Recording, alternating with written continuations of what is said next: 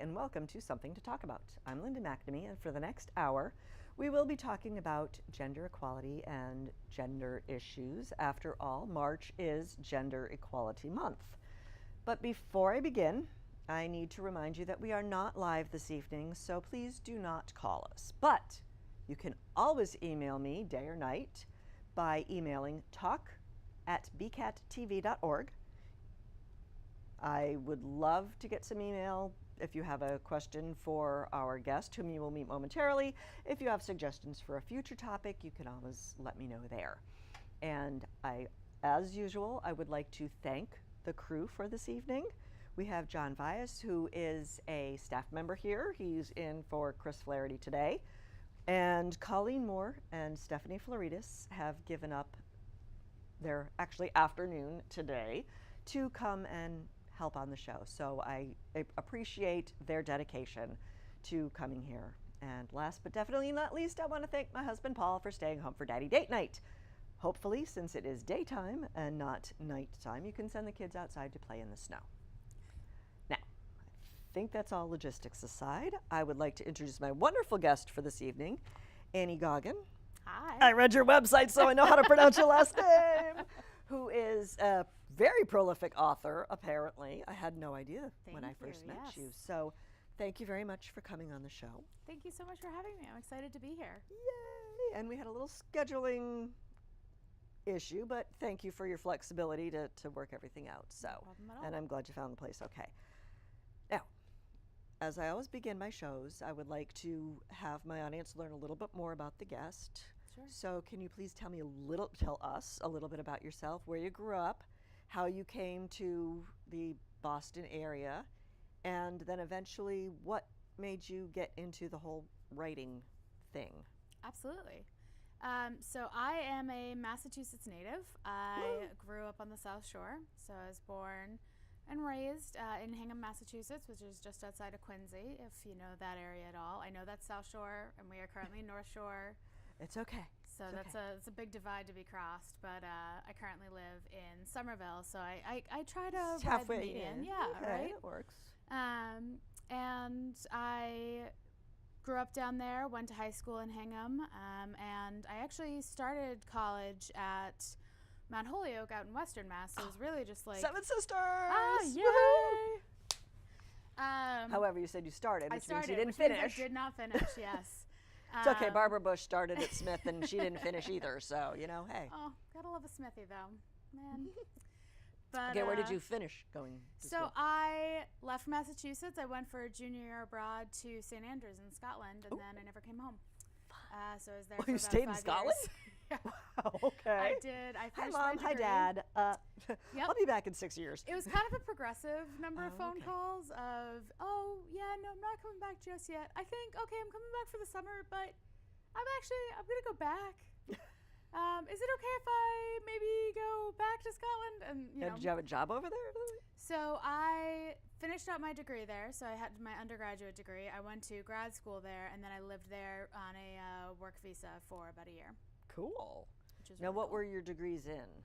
So my undergraduate degree was English literature, and my first master's, because I do have two of them at this point. Yay! So you're a professional student. Yes, I Or would you were for a I would while. like to be. If I had unlimited funds, I would be in school nonstop. I would have so many PhDs you wouldn't know what to do with my title. But my first master's was in creative writing, and then more recently in about 2014. Did I graduate in 2014? I went to the Harvard Graduate School of Education and got my master's in education. Cool. What made you do that? Actually, so that was a really kind of long and winding road. After my master's in Scotland, I came back and was working as a freelance writer, trying to get books published. Okay. And in the meantime, was really just very dissatisfied with the life of a freelance writer. It's very difficult to make that living. It's so unreliable. It's hard to make it, paying the mortgage. Absolutely, Or right? paying the Like, rent or every paying month. anything, and it's all just such unreliable pay that I really wasn't feeling stable that way.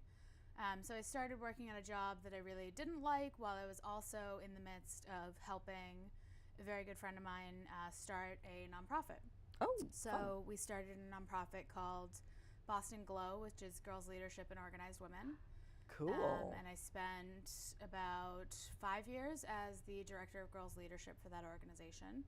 Excellent. And I really realized that I hit the limit of my skills, and I loved it, right? So I was having a great time doing it, but I had really come up against the edge of what I knew, and it was a Okay. disservice to the organization. I felt like I couldn't take us any further. Well, in it's that still role. amazing that you recognized that, because some people are like, well, whatever, I'll just keep plugging along. And Yeah, and I think that gets back to the whole just gluttonous for education thing. I'm like, oh, good excuse, excellent, wonderful. darn, here, twist of arm, we gotta go to school. Yep. So I went back for a master's in education, and then, as you know, I ended up working for the Girl Scouts afterwards. Excellent so choice. I've really combined my love of education and mission-driven nonprofits, and also I end up doing a lot with writing as I'm still publishing That is amazing. books. Imprison the Sky, which is my most recent book, came out in January of this year. So I actually just got back from book tour for it.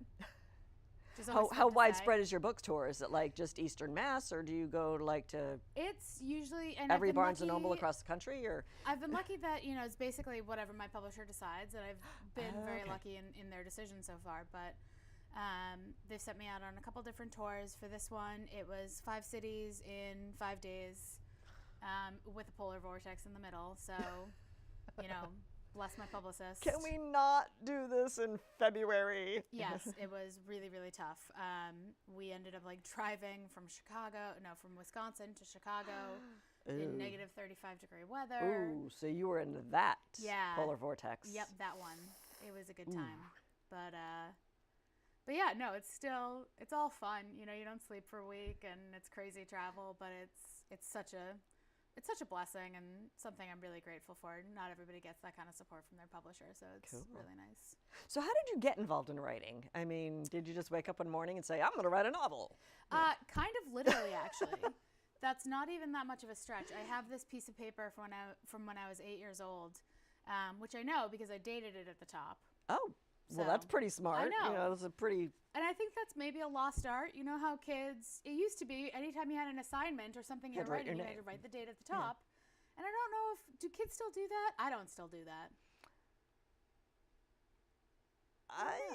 I'm like trying to figure out my kids' homework, and Yeah, not always. right. I think it's It's hard a enough lost to get them thing. to put their name Totally. on it. Yep. Yeah. But so it had the date at the top, and it basically had this little manifesto about how much I love words in the English language, which if I wasn't 8 years old, you would think I'd been significantly inebriated because I'm just talking about I love words, and words make up the Constitution, and the Constitution is great.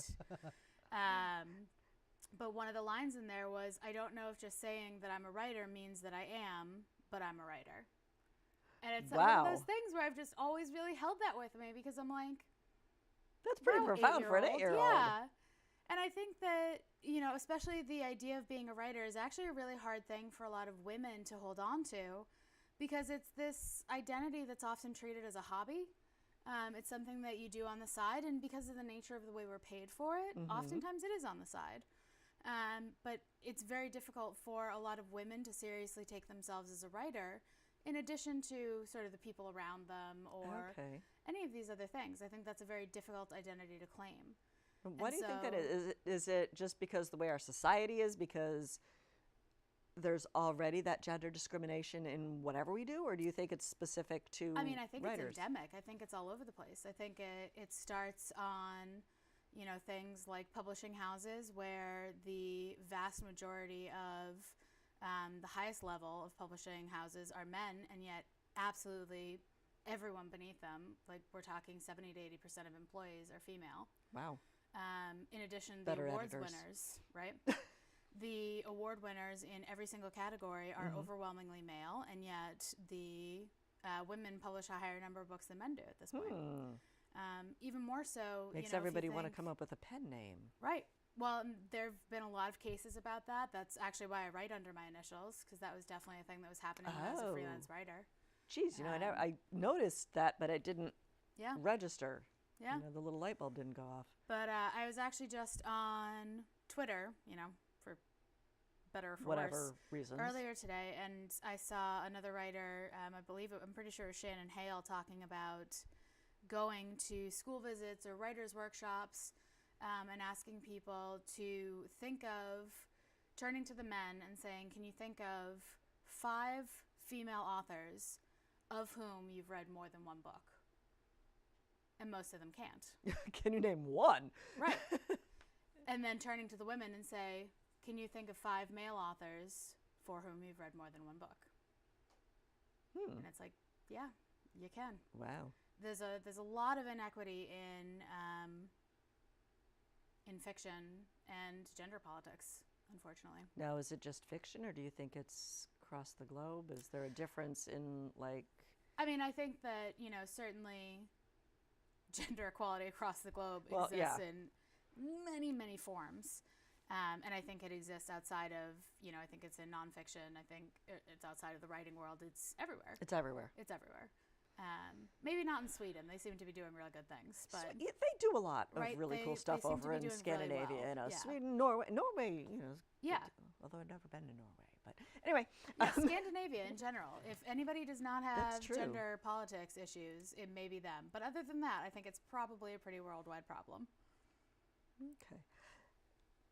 First tangent, because I do want to get back to more about, you know, the I love a good stereotyping. tangent. Yep.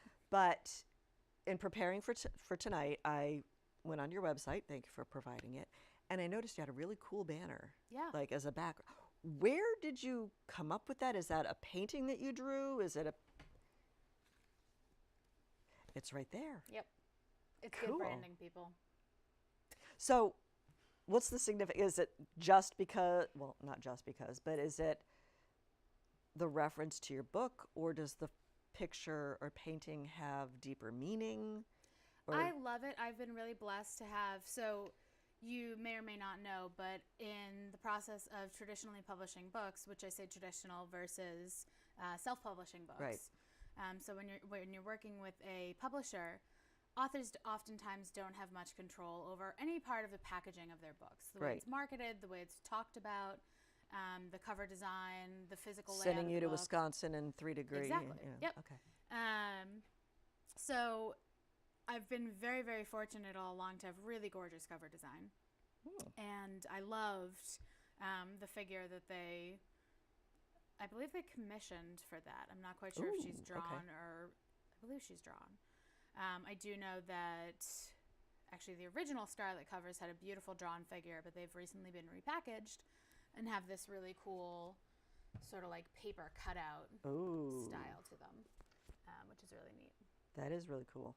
But I love that figure. I think that it says a lot about the characters. So this series, the Elemente series, is a high fantasy, young adult series that focuses on women who are wielding natural power. So they are able to control the elements of the earth. Wow. So, I want some of that power. right, me too. In the first book, the figure that you see here is Shalia. She is able to control the earth, which is something that is not actually all that good or safe for her, because she's just entered into a political marriage where her new country is a place where those powers are illegal. Oh, So okay. she is sort of in danger and also trying to figure out how to control and use her power for good, because she's a person who believes in the somewhat radical notion of peace. Oh, what a concept. Yeah.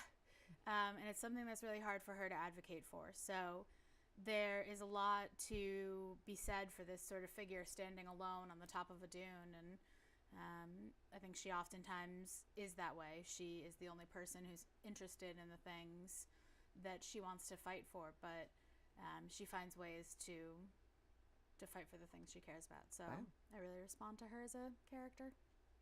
That makes sense. Now, you mentioned, you know, women discrimination in the books. Is that like a conscious decision that you made, or is it just those just happen to be the stories that are in your head? I mean, I think ultimately those end up being the stories that are in my heart. Oh, I think those okay. are the things Good point. that, you know, the more, it's really funny because thinking back to college, I remember vividly going to Sarah Lawrence for an interview. And the person who was interviewing me got really jazzed about the fact that I had written down something about writing, and was asking me all sorts of questions about it. And one of the main questions they asked was, how do you think you represent sort of the struggle of women in your fiction? And I was offended. I was like, I don't see why I should have to do that. I don't see why that should be why does that have to be something that's in you didn't even ask me if that was in my books, right? You just asked me why it should be there. And I was like, this isn't my battle. This isn't my fight. And I think ever since then, I just see all the time the ways that women are discounted and made to feel less than. And, these stories about women who try to find a way to reclaim ways to fight for themselves and others are the ones I keep coming back to. So for the time being, those seem to be the stories I gravitate towards. And I think that the Scarlet trilogy, which was my first 3 books, it's a retelling of the Robin Hood legend, so it focuses on... Yeah, I was reading about that. Yeah, this character of Will Scarlet reimagined as a girl in my books. So she's sort of hiding her identity in a lot of senses. And I was really struck throughout the course of writing that series about how many people wanted to talk about her as this strong female character and, this sort of tough girl, and she's good with knives and all these things. And it felt very limiting to me because I felt like in the course of my work with Glow and the Girl Scouts and all of these different organizations, the idea of being a strong woman was so much more multifaceted to me than Scarlet was really giving credit for. Okay. It seemed to be incredibly one note.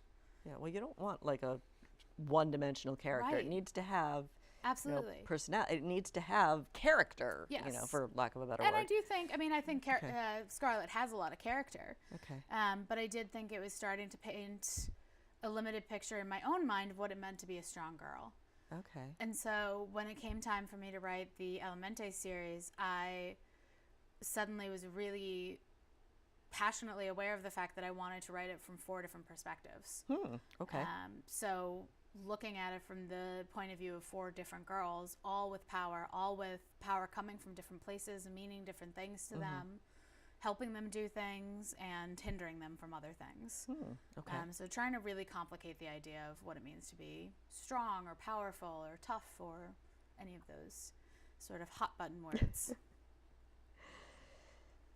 Okay, so, I have it in here, and listening to you talk about your characters, breaking down those stereotypes. How else do you do it through characters? Do you do it, do you have supportive characters that fill that, I can't even formulate a question. Are all your characters female, or do you have like a good interaction with them? And yes, I know I didn't read the book, I'm sorry. But how do you continue to make the female role model this strong, multidimensional individual? I think it's absolutely about, different pieces of representation.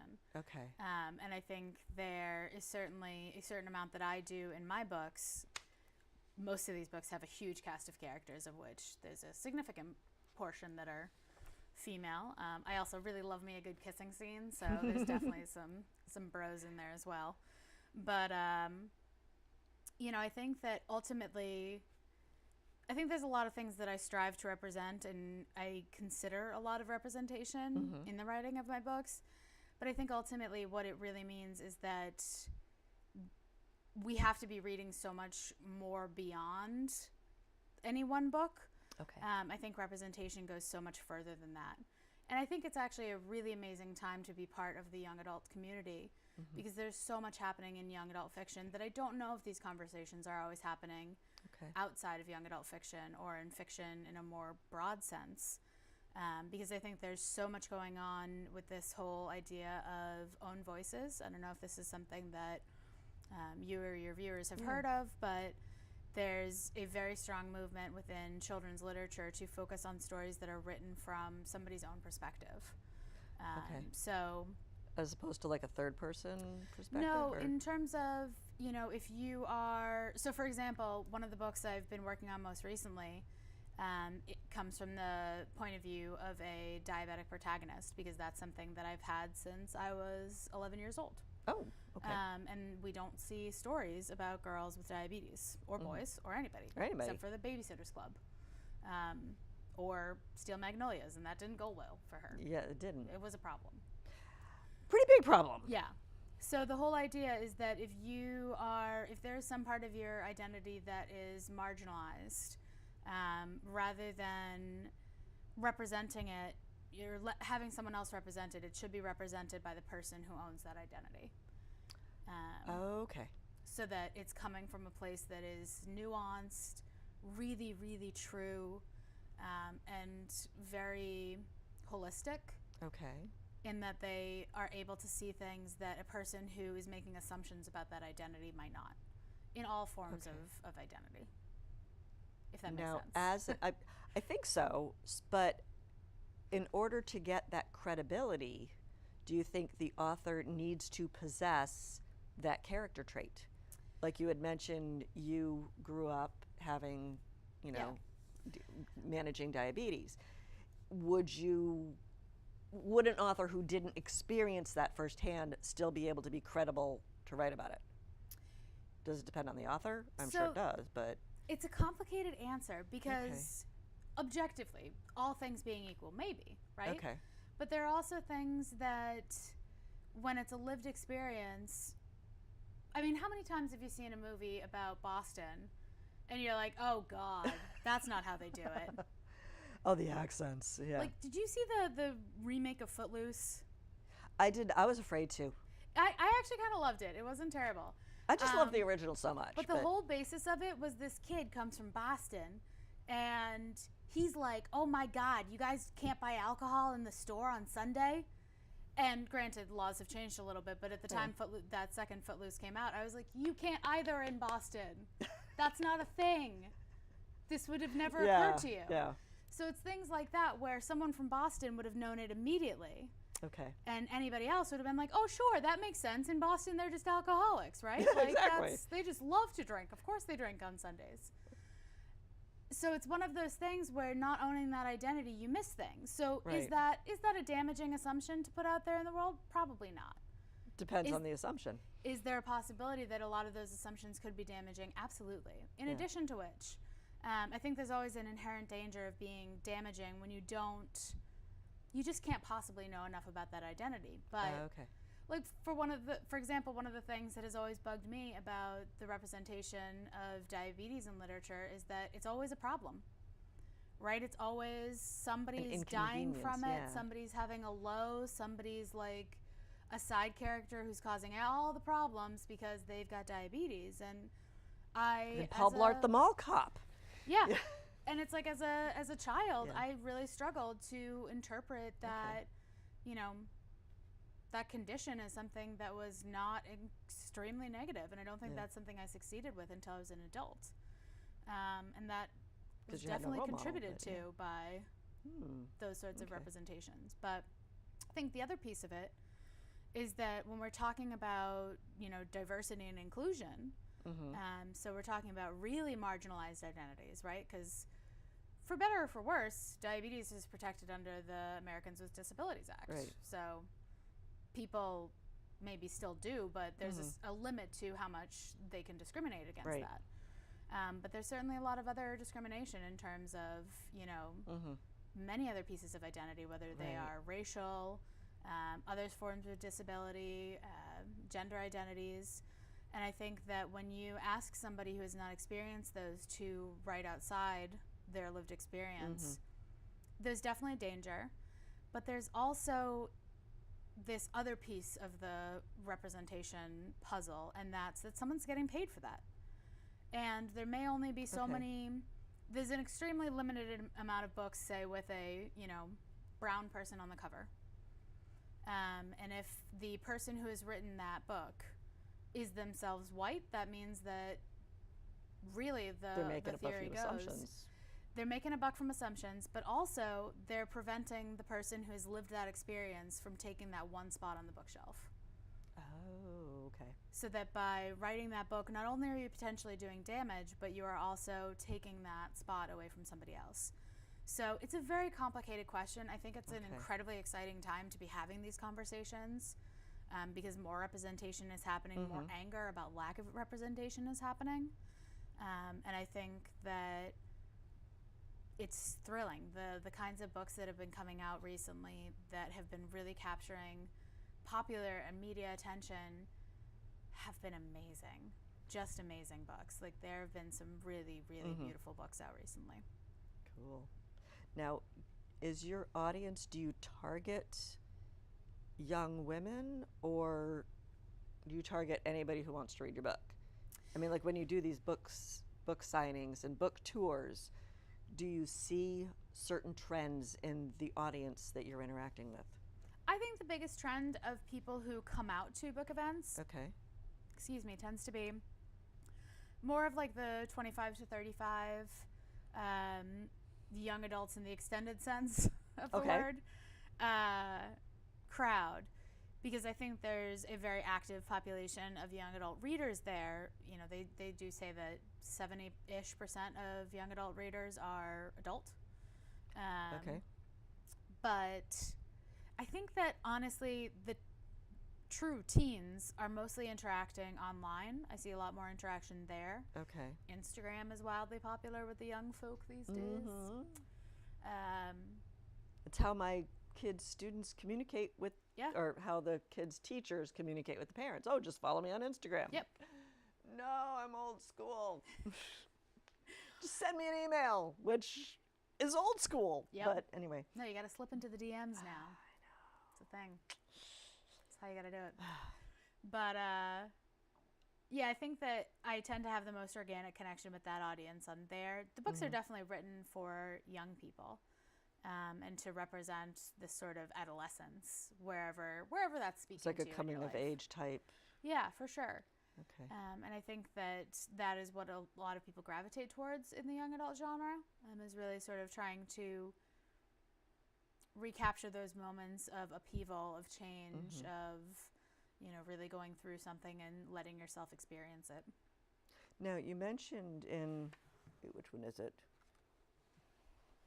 The cover that I like. Rain the Earth? Yes. The Elemente series. Yes.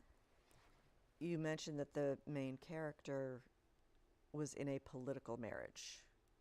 Is that like an arranged marriage? Yes. Yeah, so she is the daughter of a high-ranking clan, and he is the king of a neighboring nation, and there have been wars for a number of years. And so that kind of arranged marriage. Yes. Okay. Yeah. And in addition to, I think this is where my brain was going, in addition to creating those strong female characters, do you also always try to incorporate issues that they face, like arranged marriages? I was amazed recently reading in the news that there's still a huge percentage of arranged marriages, even within the United States. Yeah. Or child marriages. I think just recently, I think it was Vermont, said that, 13-year-olds really shouldn't get married when they're 13. Yeah. And that's here. So do you also Not try only to that, raise... But even things like, I was reading recently, I forget the news source now, but there was a article that came out about the preponderance of female genital mutilation inside the United States. Wow. Hundreds and thousands of cases. Which is really scary. Which is something we think of happening in like the deep Middle East. Yeah. And not something we think about happening in Chicago or Boston. Which is incredibly upsetting. But now, with something like these topics that are prevalent that a lot of people might not know about, if you choose to incorporate them in your book, like we were talking about earlier, do you have like a consultant to talk about, like a cultural consultant that you kind of learn the part with? Like actors have to study their part. Do you interview people in order to accurately portray? So it's interesting, especially with the I hope building that of made a sense. fantasy world. Yeah. Okay. So you're actually touching on something that is very often talked about in my community, and not so much. I don't think outside of it, but oftentimes with any sort of book, we engage beta readers. Okay. So a beta reader, I think the initial concept of this was, well, no, I guess there are many types of beta readers, and people are very familiar with this in the terms of like critique groups or whatever. One type of beta reader you might engage are sensitivity readers. So if you were trying to represent... I didn't even realize they existed. Yeah. Cool. And there's all sorts of protocols about who and how and, how much you pay and all these different things, because it is a power dynamic, right? That if you're actively trying to make sure that you're not damaging a community, you don't also want to be engaging in any sort of problematic behavior. Okay. But yeah, so there is a really prevalent community of sensitivity readers that you can get to read whatever aspect you're worried about. With a fantasy novel, it's something that's a really interesting conundrum, because on the one hand, I spoke to a couple different sensitivity readers who felt like, I don't feel like I can speak to this experience because it doesn't exactly match mine. And I was like, that's fair, right? Or, I can't speak to this experience because I don't want to speak for anybody else's identity that might be sort of folded into this. And I did have... You're not helping! And yet, it's still an interesting concept, because I did have a few sensitivity readers and got some good feedback from them and some very thought-provoking things. But I think ultimately there's this idea that a lot of people feel like, oh, well, it's fantasy, so it has no bearing on our culture. Right? If you see someone who's... Yeah, if you see someone who's from a desert, or someone who is described as having sloping eyes, or as someone who, is seen to have a certain color skin, we're still tracking that through a modern readership, right? So we're still reading it with an incredibly modern understanding of what those words and those sort of tags mean. And I think it's remiss, if not negligent, to not be reading a fantasy novel or any book without those identities in mind. No, but every author does not need to go through this vetting process or from what I sensitivity understand, reading. I don't know of any publishing houses that are requiring it at this point. Okay. I think it's something that authors, need to do their due diligence. True. And I think that it just depends how they want to represent themselves to communities, what they're talking about, how far away from their own experience they're trying to write, and, whether they want to do that with understanding or without it, or because, and it's also, there's privilege in that too. It's expensive, right? There's a lot of, and oftentimes publishers will ask authors to pay for it themselves. So that is an element of privilege too. I think publishing houses are starting to come around on that it shouldn't necessarily be the author's responsibility, but I think it all comes back to this idea of maybe you shouldn't write outside your lane. You know what I mean? That maybe you should be writing your own lived experiences. But then it goes into but some of these marginalized groups can't break into the whole writing thing. It's hard to get published even as a white male. Right.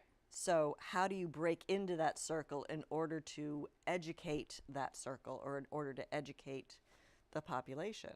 Yeah. So it's kind of a catch-22 thing. Absolutely. Going there. Which is, I think, another thing that authors who are in a position where they've already been published need to think about. How are we creating opportunities for others? How are we creating space for others?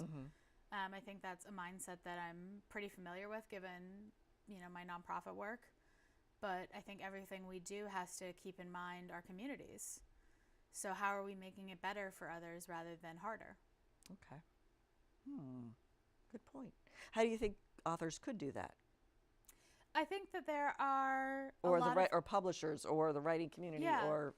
I mean, honestly, I think one of the biggest things lies in the hands of readers, actually. I think that the dollar is still almighty. So if you are buying books that represent an identity that you want to see more of. That's huge.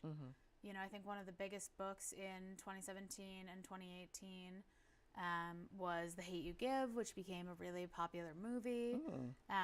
One of the best books I've read in a long time. And I think that it really spoke to, you know, it was written by a Black author about, you know, an experience sort of bridging two worlds between a mostly white private school and her, you know, predominantly Black neighborhood. Okay. And came on the heels of Black Lives Matter and definitely comments on that. But I think that showed publishers the tremendous runaway success of this book, and others has shown publishers people want more voices. Okay. People want different voices. And this can be a financial success. As soon as we show, you know, the powers that be that there is money to be had in representation, I think that's ultimately really the key. So I think if you want to see more books of fill in the blank identity, go find every book you can, rent it from the library, buy it, recommend it to your friends, talk about it, be biased. Yeah. You know? Okay. Be biased. And social things you media care right about. now is like the be all and end all. It almost seems that it's on, you know, it's on social media. Yeah. There it is. Everybody thinks this. Got to be careful about that, but Absolutely. so let's get more into, I don't know whether it's gender roles, but one of the questions that I have here is about equality. Yeah. And I tell my kids this all the time. Equality doesn't necessarily mean identical. Absolutely. And how do you explain to others that they're different? You know, They fair, being- the audience, your reading audience, or trying to get people to support the books that are different. I mean, I Yeah. think the tough thing about bias is that it is typically blind to itself, right? So Okay. for many people, if they are not aware of their own privilege, of their own bias, that may not be a compelling argument. You know what I mean? To sort of Right. represent or, you know, buy the books you want to see represented. But ultimately, I think those are also really, really good books.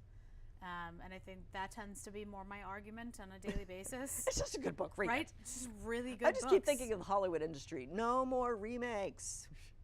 Well, and also, you know, the Hollywood industry is a really great example. Like, Yeah. what a revelation it was to see in the Ghostbusters remake when, you know, she's Well, firing off her guns and okay. she like has her hair up, her boobs aren't showing, her butt isn't like toothed Yeah. out to the side. You know, she looked Well, like the fact that they have 3 females in the main roles. yes, like that but she wasn't in her most sort of tough, awesome, like I am kicking down doors and taking names moment. She was not sexualized at all. And like, I remember seeing that and being like, why does this feel incredible? Like there's something it's happening weird, that but in feels a good really way, but, yeah. intense. And it took me a really long time to realize like, oh my God, that's because what I just saw is something I've never really seen. Or even thinking about, you know, Crazy Rich Asians. The unbelievable power of seeing an all Asian cast. How cool is that? Yeah. And I think we've got to make space for all of these things to exist. And you see automatically you know, still, even with the success of things like Ghostbusters, Wonder Woman, I think the pending success of, well, actually, the conversation around Captain Marvel, people are like, can a woman carry a film? It's like Wonder Woman was the biggest film of last year. Or the year Although she before. probably needed a better outfit. Right. Who really goes into battle looking like that, you know? Well, you know. I Oh, think wait, I have to it fix could my have been lipstick. worse. And in fact, I think it was worse in the, was it the Zack Snyder? He didn't direct that, did he? I don't know. they had a brief moment of showing in the Justice League, the Amazons, and all of a sudden they were in like much shorter, tighter, Oh, yeah. even than she had already been Okay. wearing. So, you know, the sexualization of sort of female bodies to make money is definitely Still there. still there. You know, and people keep talking about Captain Marvel, of like, can a woman carry a film? And it's like, oh no, I'm pretty sure that movie's gonna do just fine. Yeah, I think Don't so. worry. I think it's gonna be awesome.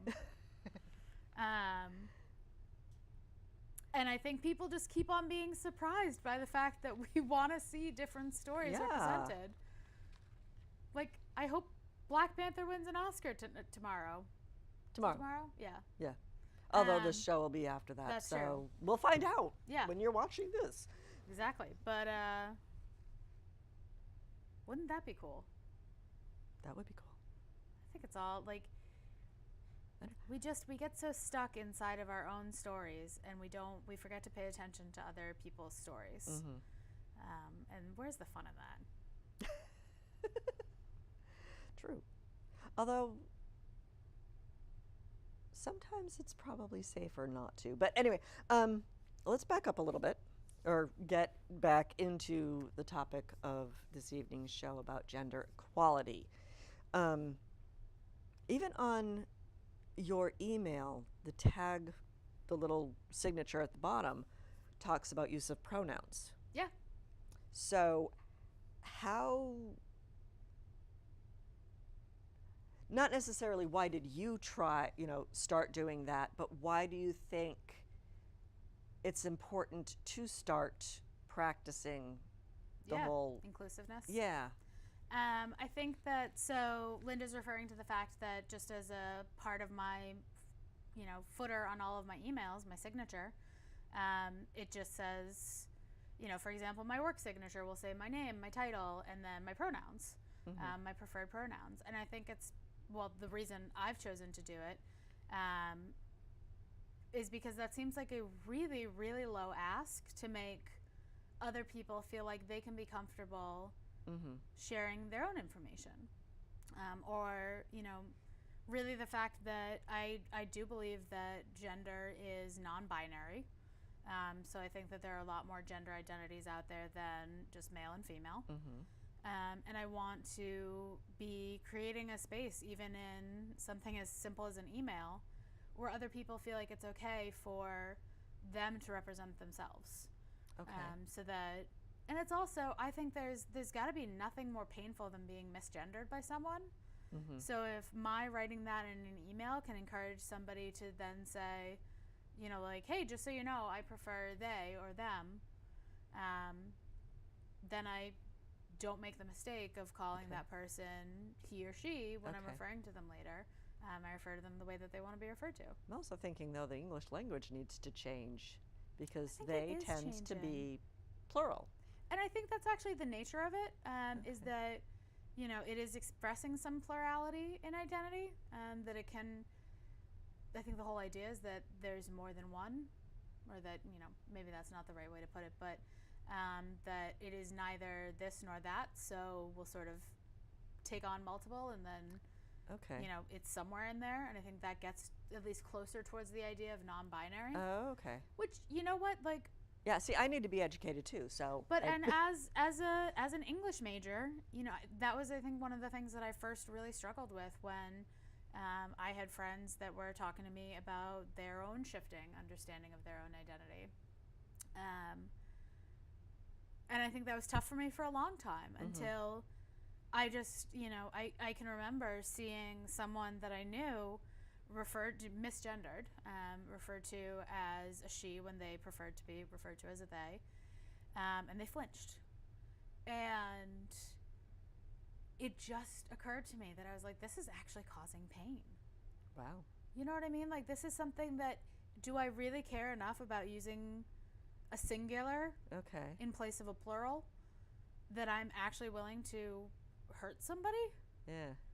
God, no. No, not at all, right? That is never what I'm getting at. And it just made me realize that the cost is not to me here. And the benefit is not to me either. But there are many things that I do in the course of a day that make a big difference to somebody else and maybe don't really make all that big of a difference to me, you know? Okay. But I think that's...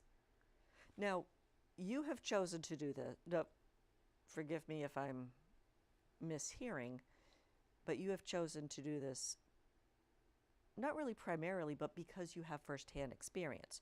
Or secondhand. You've seen someone go through the pain or the discomfort. How do you see this trend continuing if someone does not have experience seeing another person's reaction? I mean, I think... One, it's awareness, because it's like, okay, me personally, I don't think I've ever encountered this. Yeah. But I think it's tough because I think that even that question starts a slippery slope, because it's the same sort of thing as saying, like,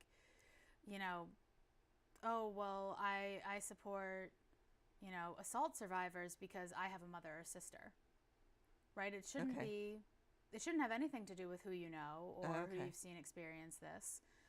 It should just be something that you either believe or don't believe. Okay. And I acknowledge that there are many people who don't believe it's even a thing. Mm-hmm.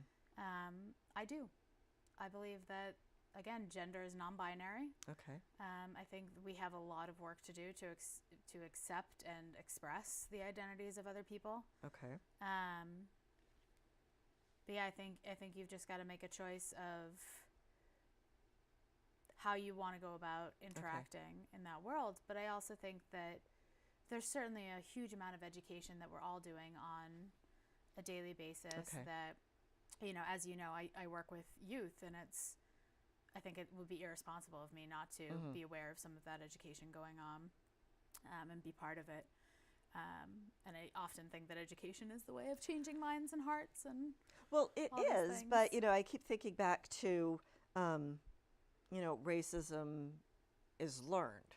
Absolutely. And it's like, oh, I asked my 3-year-old, what don't you like? I don't like naps. It's got nothing to do with different people or different races or different cultures. But we have to undo a lot of the biases that are either with our generation or even older. And how do we undo that or look beyond that to train the next or not really train, but to inform and educate and instill empathy in the next generation? I think for me the most compelling thing about gender identity is really that nobody's doing this for fun.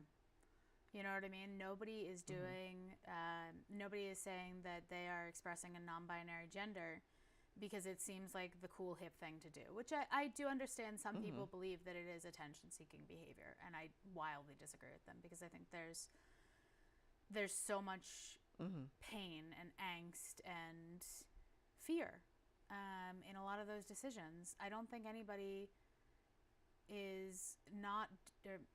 I think everybody is doing this because it is representing a bigger part of themselves. Okay. Not because... And I think fear is a good reason not to... so they're trying to be someone else because society dictates that. And not that it's a real comparison, but I just keep thinking back to when I was a younger adult. I don't want to say a young adult, but when I was younger, it's like society at the time says, okay, when you will go to college, you will graduate when you're 22, you will be married by the time you're 25, you have kids by the time you're 30, you will have 2 kids, you will have a house, you will have, a wonderful career. And it's like, well, wait a minute. I tried doing that and it's not working. Yeah. So I don't want to sound like they're equal, because I know my, that I just described is somewhat trivial compared to who that person actually is. But how do you think, I interrupted you, how do you think we can start educating? I mean, I think books are always a great way. Books. I think there are some really amazing novels being written about the non-binary or transgender experience. I think one of the ones that I read and loved recently was called If I Was Your Girl by Meredith Russo. Mm-hmm. And I'm not familiar with that. Please inform me. it's a young adult novel about a transgender girl who is transferred to a new school system, and she faced a lot of bias, discrimination, and assault at her old school, and she's currently totally passing, in her own words. So she is, everybody is assuming that she is just a girl. And that's both thrilling and difficult. And I think it's an amazing look into what that experience might be like for a teenager. But Now, I mean, I think art is always the answer in a lot of ways. Okay. I think that, I recently, actually, I just heard the Jagged Little Pill, which was at the ART, the American Repertory Theater in Cambridge, is getting sent to Broadway. So that's a wow. musical that was based on Everything I hear, Jagged Little Pill, I think Alanis Morissette. Exactly. So it uses Alanis Morissette's music. Okay, so there's an Alanis tie-in. Okay. Yeah. To tell a brand new story. So it's the show is written by Diablo Cody, who wrote Juno. Oh, okay. It's sensational. And there's a character. There are two characters who are struggling with their sort of gender and sexual identities separately. But I thought some of the lines in there were just so sharp and thoughtful, and seeing that experience through the eyes of these actors. George by Alex Gino is a middle grade novel that got a lot of accolades. I think that one is also a great one to look at. There's a picture book. I think it's either called The Red Crayon or Red, or it's about a crayon that every time the label on the crayon says red, and every time the crayon tries to draw, it comes out blue. Okay. So the crayon is very confused. Rightfully so. Yeah. And I think there's there's some beautiful, moving art, and I think the best art comes out of when people are talking about their own experiences in a way that only they can. We have this beautiful divine right to share our own stories in whatever way we choose to do that. And I think that to educate ourselves, what we can do is go out and check out those stories. Okay. It's more of educating others too. Yeah, I mean, I think all education starts with yourself, and then can't help but continue on to that from there. Someone was telling me recently that there is some statistic, and I don't know it off the top of my head, but that shows the education of children is always decided by the education of the mother. So it doesn't actually matter how much education the father has, but how much education the mother has will directly impact the kids. And I wonder if that's due to, or if that's skewed at all because of single parents tend to be the moms. Maybe. I mean, I think really it tends to be, we have, despite the fact that we are a very patriarchal society, I think that we have a very matriarchal value system. I think a lot of those values were passed down to us from, our moms, and what we think is important and what we're told to do or not do. A lot of that stuff comes from wait until your father gets you. Yep. Don't go outside without a coat on, and all of this sort of stuff, and you will go to college and whatever. I think a lot of that is decided at home. So I think the more we access education, then the more we talk to others. We talk to our families. They talk to their friends. They go out and talk to others. I think that's how it works. I think a lot of it also has to do, just thinking of some recent conversations that I have, is I think it would help if everybody were open to other perspectives, and not just because of their experiences, but it's like, well, wait a minute, I've had my experiences, you've had yours. So that doesn't make yours wrong. Yeah. But please listen to me. Yes. Because I have just as much validity as you think you do. I don't know what that is about, but we definitely have this biological imperative to sort of deny others' experiences. Yeah. And it's gross a lot of times. And I do think that I don't know, like why do we do that to each other? It just and it seems like such a tension. I don't think it's a conscious decision. I don't either. And I think it's something that it's just so harmful and mean. But yeah, I mean, You I know, with think like the that, whole Me Too movement, well, oh, you know, it's not a good time to be a white male. Well, or even with Me Too, the number yeah. of times I heard people saying things like, well, I was assaulted and that's not what happened when I was assaulted, so that means she's probably lying. It's like, there you go. That didn't happen, you know. Yeah, My and it's like, experience is different. and it's, I mean, we do have this really big trust in our first person account. But that's so scary when we discount the word of others because of, you know, our own biases, fears, hopes, dreams, love, trust, you know, all of those things. Similarly, I think it's, you know, again with the Me Too movement, I think it's very difficult for people to look at anybody who's been accused of assault that has had personal experience with them. How many times do people come out and say, well, but I was alone in a room with fill in the celebrity and they never assaulted me. Right. Well, just because they didn't assault you doesn't mean they didn't assault others. You know, it's one of these things where we don't have a lot of kindness for each other. Yeah. And I think they're It's like everything's not necessarily kindness or lack of, but it's a competition. and I think there is a fear of, well, what will happen if I change my mind about this? Or what will happen, you know, back to the gender. What happens if I'm different? What happens if we let women take over the world? Yes. What happens if we let them drive a car? I don't know. Okay. Don't do it. It's dangerous. Isn't it Saudi Arabia that just allowed women to start driving? Probably. That does It's like, sound oh, right. wow. It's just kind of scary. We only have like a couple of minutes left. So is there anything that you can think of that, you know, whether it's through your writing, through your experiences as a writer, just your experiences as a female in a male-dominated world, how do you think we could change this? I think honestly, because not everybody's going to read. sure. I think it comes down to listening, and I think that really starts to look different for different people. So that may mean reading as widely as you can, reading as many different things as you possibly can from as many different perspectives and absorbing that.